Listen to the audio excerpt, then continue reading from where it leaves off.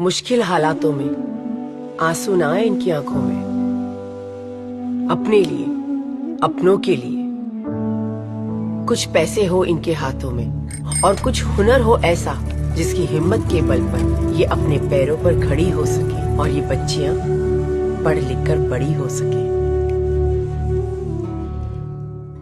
सब जानते हैं महंगाई के इस दौर में बहुत कठिन है आगे का रास्ता। रोटी, सब्जी, दाल की तो छोड़ो, अब तो नमक भी नहीं है सस्ता। ऊपर से कभी हारी बीमारी, दवाई पढ़ाई, अब बहुत भारी हो चुका है जिम्मेदारियों का बस्ता। इसीलिए समाजवादियों ने ये संकल्प उठाया है कि जब 2027 में समाजवादी सरकार फिर से आएगी तो उत्तर प्रदेश की बहन, बेटी, माताओं के लिए स्त्री सम्मान समृद्धि योजना लाएगी, जिससे उनके हाथों को मिलेगी एक नई शक्ति और जो उनके दुख के आंसू पहुंच जाएगी।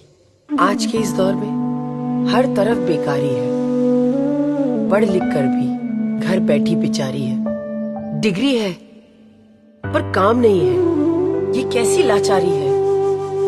और कुछ लोगों के लिए रोटी, कपड़ा और मकान की जंग अभी भी जारी है।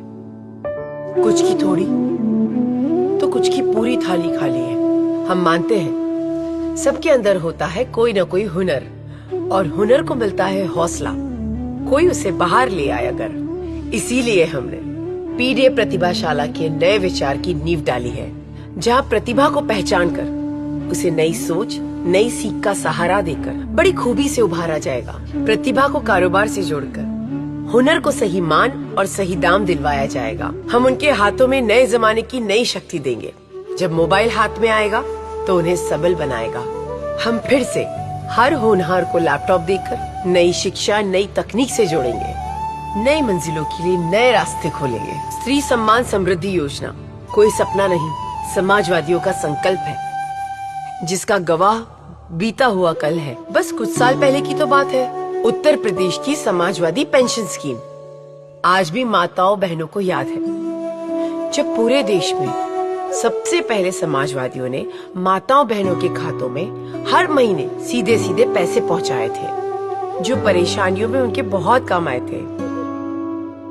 औरों को तो इस बात का ख्याल बहुत बाद में आया और उन्होंने वोट पाने के लिए बाद में इसे अपनाया।